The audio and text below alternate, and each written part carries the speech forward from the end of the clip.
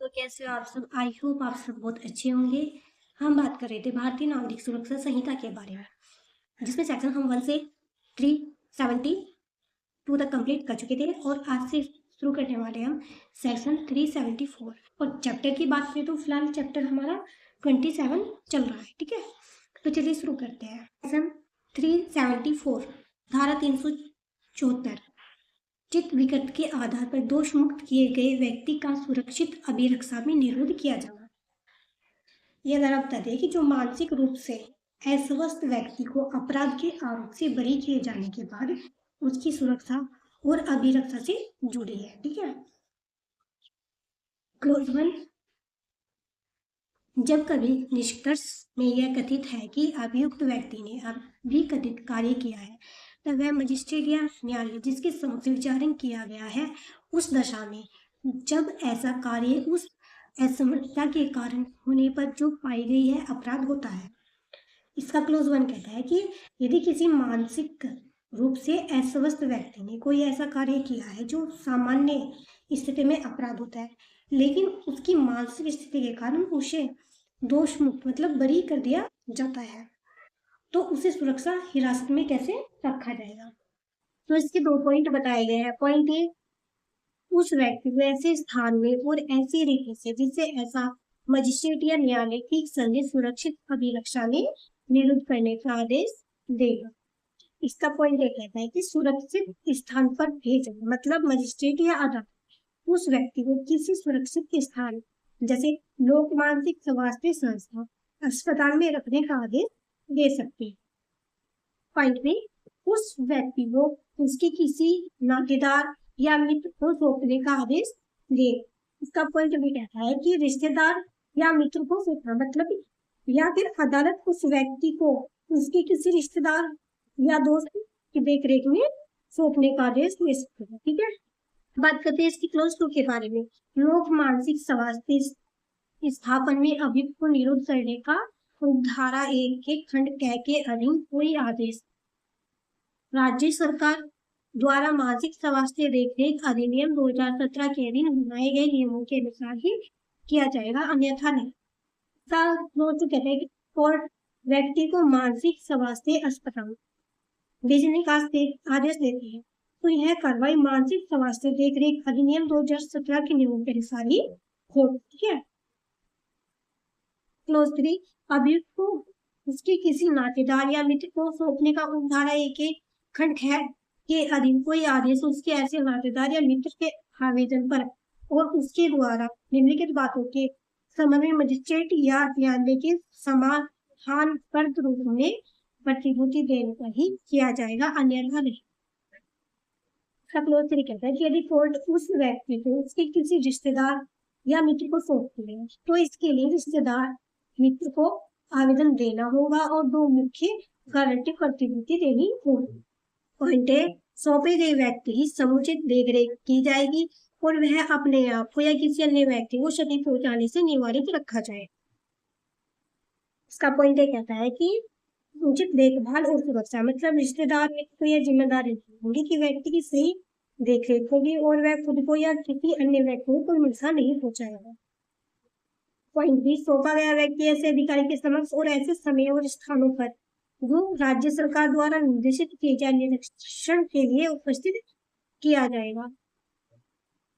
Point B कहता है कि निरीक्षण के लिए उपस्थिति मतलब जब भी राज्य सरकार या संबंधित अधिकारी कहे तब उस व्यक्ति को जांच या निरीक्षण के लिए निश्चित समय और स्थान पर पेश करना होगा। मजिस्ट्रेट या न्यायालय धारा 1 के अधीन की गई कार्रवाई की रिपोर्ट राज्य सरकार को दे। इसका कहता है कि मजिस्ट्रेट या न्यायालय द्वारा इस धारा की जो भी कार्रवाई की जाएगी उसकी पूरी रिपोर्ट राज्य सरकार को भेजी जाएगी। अब बात करते हैं सेक्शन 375 के बारे में। बाहर साधक अधिकारी को कर्तव्यों का निर्वहन करने के लिए सशक्त करने की राज्य सरकार की शक्ति। इस धारा में बताया गया है कि राज्य सरकार को यह शक्ति देती है कि वह जेल के इंचार्ज अधिकारी को बड़े अधिकारियों वाले काम करने का अधिकार दे सकते हैं। राज्य सरकार जेल के बाहर साधक अधिकारी को जिसमें कोई व्यक्ति धारा 359 धारा 374 के बंदों के अधीन विरोध है धारा 376, धारा 377 के अधीन कारागारों के महानिरीक्षक के सभी कर्तव्यों का या उनमें से किसी का निर्वहन करने के लिए सशक्त कर सके। इसमें कहा है कि राज्य सरकार की शक्ति, मतलब राज्य सरकार जेल के प्रशासनिक अधिकारी, जेल प्रभारी को कारागार के महानिरीक्षक की जिम्मेदारियों को निभाने की शक्ति दे सकती है। ठीक है, जब कोई व्यक्ति धारा 359 या धारा 374 के उल्लंघन के यदि प्रयुक्त हो, धारा 359 चित्त विकट या मानसिक रूप से असमर्थ अभियुक्त व्यक्ति के संबंध में उपबंध, धारा 374 दोषमुक्ति व्यक्तिगत सुरक्षित अभिरक्षा में निरोध किया था, धारा 376 कारागारों के महानिरीक्षक की शक्तियों और कर्तव्य, धारा 377 अतिरिक्त उपबंध महानिरीक्षक से संबंधित। इस धारा का उद्देश्य यह सुनिश्चित करना है कि जेल के बाहर सदर अधिकारी को आवश्यक शक्तियां प्रदान की जा सके, जिससे प्रशासनिक कार्य सुचारू रूप से संचालित हो सके। इसका कुल मिलाकर कहने का मतलब यह है कि यह अधिकार तब दिया जाता है जब कोई व्यक्ति जेल में बंद निरुद्ध हो। धारा 359 में बताया कि वह व्यक्ति मानसिक रूप से अस्वस्थ या असमर्थ अभियुक्त है। धारा 374 में बताया गया है कि वह व्यक्ति मानसिक अस्वस्थता के कारण बरी हो चुका है, लेकिन उसे सुरक्षित हिरासत में रखा गया है। धारा 376 कहते हैं कि कारागारों के महानिरीक्षक की शक्तियों और कर्तव्यों से जुड़ी है। ठीक है, तो धारा 377 महानिरीक्षक से जुड़ी अतिरिक्त नियम बताते हैं। इसका सीधा उद्देश्य यह है कि जेल प्रभारी के पास सही समय पर आवश्यक प्रशासनिक शक्तियां हो, ताकि जेल का काम बिना किसी प्रकार के सुचारू रूप से चल सके। अब बात करते हैं सेक्शन 376, जहां यह रिपोर्ट दी जाती है कि विकट चित्त बंदी अपनी प्रतिरक्षा करने में है, तो वहां यह प्रक्रिया यदि कोई व्यक्ति धारा 359 की धारा 2 के उपबंधों के अधीन निरोध किया जाता है और जेल में निरुद्ध व्यक्ति की दशा में कारागारों का महानिरीक्षक या लोक मानसिक स्वास्थ्य स्थापन में निरुद्ध व्यक्ति की दशा में मानसिक स्वास्थ्य देखरेख अधिनियम 2017 के अधीन गठित मानसिक स्वास्थ्य पुनर्विलोकन बोर्ड प्रमाणित करे कि उसकी या उसकी राय में वह व्यक्ति अपनी प्रतिरक्षा करने में असमर्थ है, तो यह धारा तब लागू होती है जब मानसिक रूप से ठीक हो जाए और कोर्ट में अपना बचाव प्रतिरक्षा करने में सक्षम हो जाता है। तो इसमें कहा गया है कि जब यह रिपोर्ट प्रमाण पत्र मिलता है कि मानसिक रूप से अस्वस्थ विकट चित्त बंदी अब ठीक हो गए और अदालत में अपना पक्ष बचाव रख सकता है, तब आगे क्या कानूनी प्रक्रिया होगी। इसमें बताया गया है नंबर 1, रिपोर्ट प्रमाण कारागारों का महानिरीक्षक या मानसिक स्वास्थ्य पुनर्विलोकन बोर्ड प्रमाणित करता है कि व्यक्ति की अपनी प्रतिरक्षा करने में समर्थ है।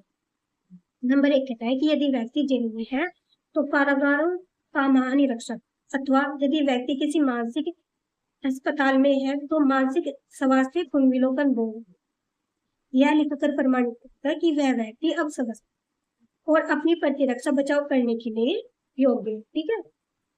नंबर 2, न्यायालय के समक्ष उत्पादन, वह व्यक्ति यथास्थिति मजिस्ट्रेट या न्यायालय के समक्ष उस समय लाया जाएगा जिसे वह मजिस्ट्रेट या न्यायालय नियत करे। इसमें नंबर 2 कहता है कि प्रमाण पत्र मिलने के बाद उस व्यक्ति को मजिस्ट्रेट या अदालत द्वारा तय किए गए समय पर कोर्ट के सामने प्रस्तुत किया जाएगा।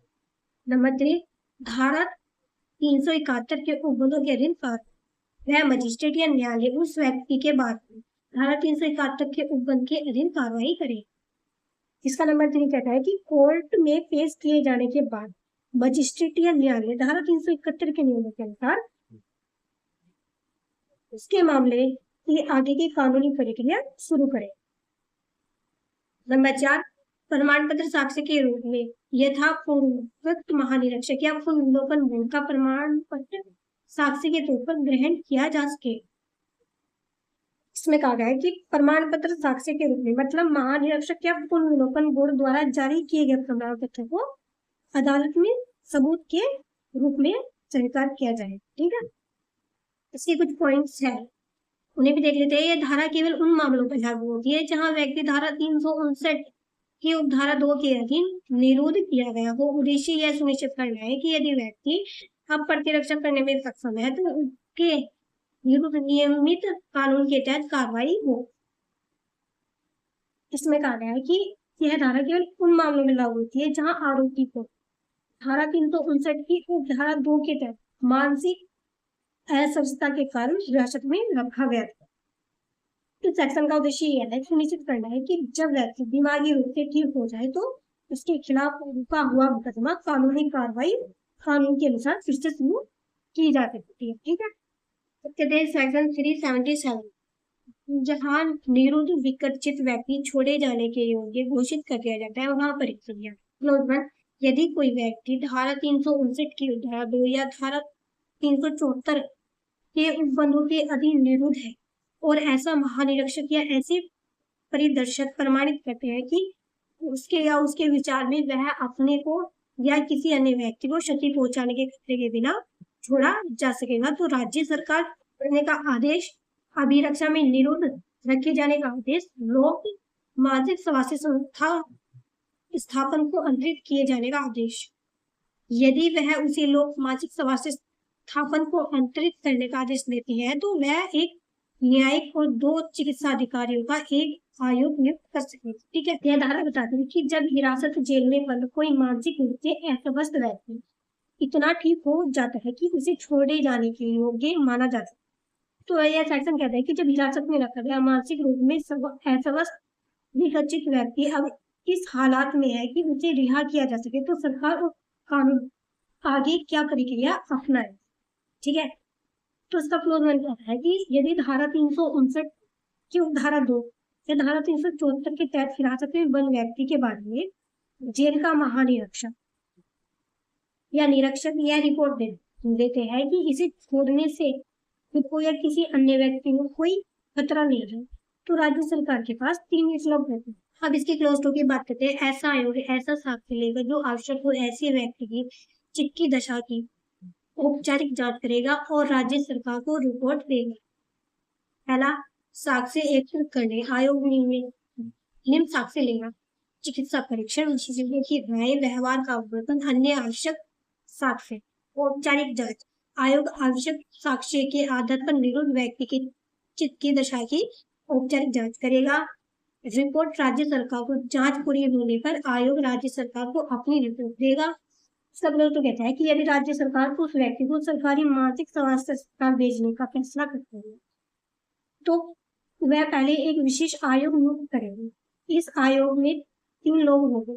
पहला, न्यायिक अधिकारी, दूसरा चिकित्सा अधिकारी, तीसरा आयोग द्वारा जांच और रिपोर्ट। ठीक है, यह आयोग उस व्यक्ति की दिमागी हालत की औपचारिक जांच करेगा और अगर साक्ष्य की बात करें तो आयोग डॉक्टरी जांच, विशेषज्ञ सलाह, व्यक्ति के व्यवहार के अवलोकन और अन्य जरूरी सबूतों को देखेगा। औपचारिक जांच की बात करें तो सबूतों के आधार पर मानसिक स्थिति की पूरी निष्पक्ष जांच करेगा। अगर सरकार रिपोर्ट की बात करें तो जांच पूरी होने के बाद आयोग अपनी रिपोर्ट, अंतिम रिपोर्ट राज्य सरकार को सौंप देगा। ठीक है, आयोग की रिपोर्ट मिलने के बाद राज्य सरकार अंतिम आदेश जारी करेगी। व्यक्ति को छोड़ दिया जाएगा, उसे हिरासत में ही रखा जाएगा, दूसरे मानसिक स्वास्थ्य संस्थान में ट्रांसफर कर दिया जाएगा। ठीक है, इस सेक्शन का कुल मिला के कहने का मतलब ये है कि अगर हिरासत में बंद दिमागी रूप से अस्वस्थ व्यक्ति बिना किसी खतरे के रिहा होने लायक हो जाता है तो राज्य सरकार उसकी रिहाई हिरासत या मानसिक अस्पताल भेजने का निर्णय ले सकती।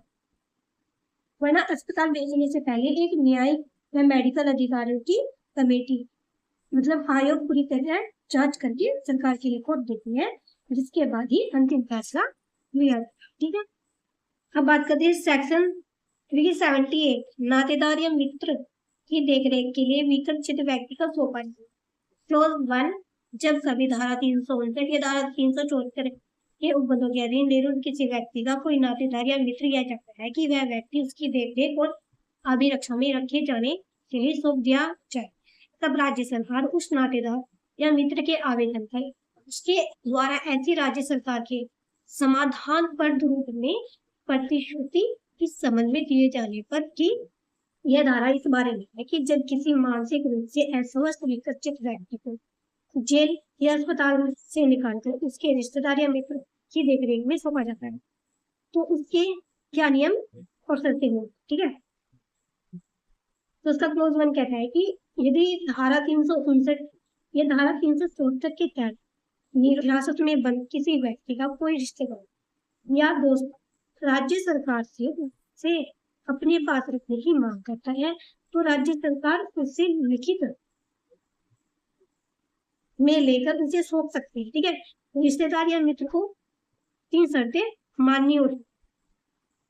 पहली शर्त, सौंपे गए व्यक्ति की समुचित देखरेख की जाएगी और वह अपने आप या किसी अन्य व्यक्ति को क्षति पहुंचाने से निवारित रखा जाएगा। शर्त नंबर 2, सौंपा गया व्यक्ति ऐसे अधिकारी के समक्ष और ऐसे समयों और स्थानों पर जो राज्य सरकार द्वारा निर्देशित किए जाए निरीक्षण के लिए प्रस्तुत किया जाएगा। शर्त नंबर 3, सौंपा गया व्यक्ति उस दशा में जिसमें वह धारा 359 की उपधारा 2 के अधीन निरुद्ध व्यक्ति है अपेक्षा किए जाने पर ऐसे मजिस्ट्रेट न्यायालय के समक्ष प्रस्तुत किया जाएगा। इसकी शर्त नंबर 1 कहती है कि सुरक्षा और देख मतलब व्यक्ति की सही से देखभाल की जाएगी और ध्यान रखा जाएगा कि वह खुद को या किसी अन्य व्यक्ति को नुकसान न पहुंचाए, ठीक है। शर्त नंबर 2 कहती है कि राज्य सरकार द्वारा तय किए गए अधिकार मतलब निरीक्षक अधिकारी के सामने तय समय और स्थान पर उस व्यक्ति को जांच के लिए पेश किया जाएगा। शर्त नंबर 3 कहती है कि यदि वह व्यक्ति धारा 359 की धारा 2 के आरोपी है जब भी मजिस्ट्रेट या अदालत बुलाएगी उसे कोर्ट में पेश किया जाएगा, ठीक है। क्लोज 2, यदि ऐसे सौंपा गया व्यक्ति किसी ऐसे अपराध के लिए अभियुक्त है जिसका विचारण उसकी विकसित होने और अपनी प्रतिरक्षा करने में असमर्थ होने के कारण स्थगित किया गया और उपधारा 1 के खंड 6 में निर्दिष्ट निरीक्षण अधिकारी किसी समय मजिस्ट्रेट या न्यायालय के समक्ष यह प्रमाणित करता है कि ऐसा व्यक्ति अपनी प्रतिरक्षा करने में समर्थ है तो ऐसा मजिस्ट्रेट या न्यायालय उस नातेदार या मित्र से जिसे ऐसा अभियुक्त सौंपा गया है अपेक्षा करेगा कि वह उसे उस मजिस्ट्रेट या न्यायालय के समक्ष प्रस्तुत करे और ऐसे प्रस्तुत किए जाने पर वह मजिस्ट्रेट या न्यायालय धारा 371 के उपबंधों के अनुसार कार्रवाई करेगा और निरीक्षण अधिकारी का प्रमाण पत्र साक्ष्य के तौर पर ग्रहण किया जा सकेगा।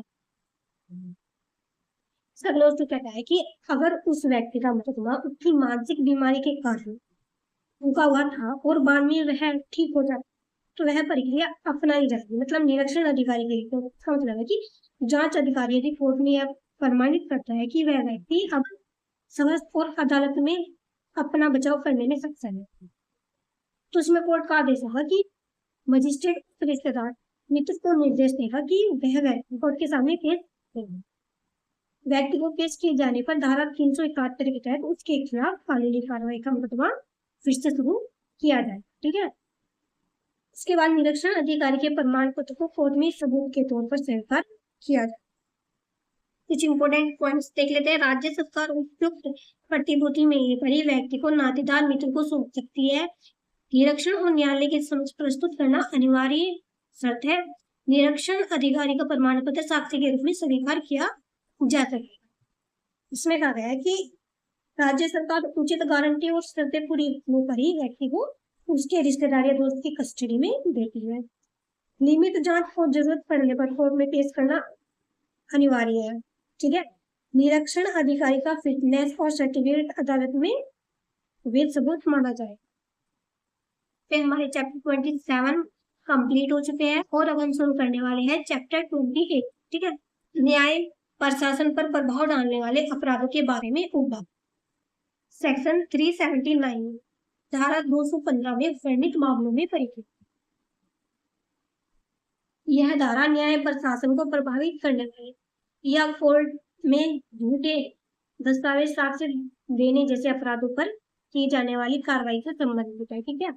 धारा बताए गए ऐसे अपराधों के मामले में कोर्ट क्या प्रक्रिया अपनाए इस बारे में बताया, ठीक है। क्लोज 1, जब किसी न्यायालय की उससे इस निमित्त किए गए आवेदन पर या अन्यथा यह राय है कि न्याय के हित में यह समीचीन है कि धारा 215 की उपधारा 1 की खंड ख में निर्दिष्ट किसी अपराध की जो उसे यथास्थिति उस न्यायालय की कार्रवाई में या उसके संबंध में या उस न्यायालय की कार्रवाई में साक्ष्य भी प्रस्तुत या दिए गए दस्तावेज के बारे में किया हुआ प्रतीत होता है, जांच की जानी चाहिए, तब ऐसा न्यायालय ऐसी प्रारंभिक जांच के पश्चात यदि कोई हो जैसी व्याज्य सुन इसका क्लोज वन कहता है कि यदि कोर्ट को मतलब खुद से या किसी आवेदन को लगता है कि न्याय के हित में धारा 215 की धारा ए है कि किसी अपराध की जांच होनी चाहिए, तो जो कोर्ट की कार्रवाई के दौरान कोर्ट में दिए गए दस्तावेज के संबंध में हुआ है, तो कोर्ट एक शुरुआती जांच के बाद यह 5 कदम उठा सकता है। पहला, उस प्रभाव का निष्कर्ष अभिलिखित कर सकेगा, मतलब कोर्ट अपनी जांच का नतीजा निष्कर्ष लिखित में दर्ज करेगा। दूसरा, उसका लिखित परिवाद कर सकेगा, मतलब इस कोर्ट इस अपराध के लिए एक लिखित शिकायत तैयार करेगा। नंबर 3, उसे अधिकारिता रखने वाले प्रथम वर्ग मजिस्ट्रेट को भेज सके। नंबर 3 कहता है कि उस शिकायत को क्षेत्र का अधिकार रखने वाले प्रथम वर्ग मजिस्ट्रेट के पास भेज देगा क्या, जुडिशियल मजिस्ट्रेट फर्स्ट क्लास के पास भेज देगा। नंबर 4, ऐसे मजिस्ट्रेट के समक्ष अभियुक्त के उपस्थित होने के लिए पर्याप्त प्रतिभूति ले सकेगा, या यदि अभिकथित अपराध है जमानते हैं और न्यायालय ऐसा करना आवश्यक समझता है, तो अभियुक्त को ऐसे मजिस्ट्रेट के पास अभिरक्षा में भेज सकता है। नंबर 5, ऐसे मजिस्ट्रेट के समक्ष उपस्थित होने और साक्ष्य देने के लिए किसी व्यक्ति को आबद्ध कर सकेगा।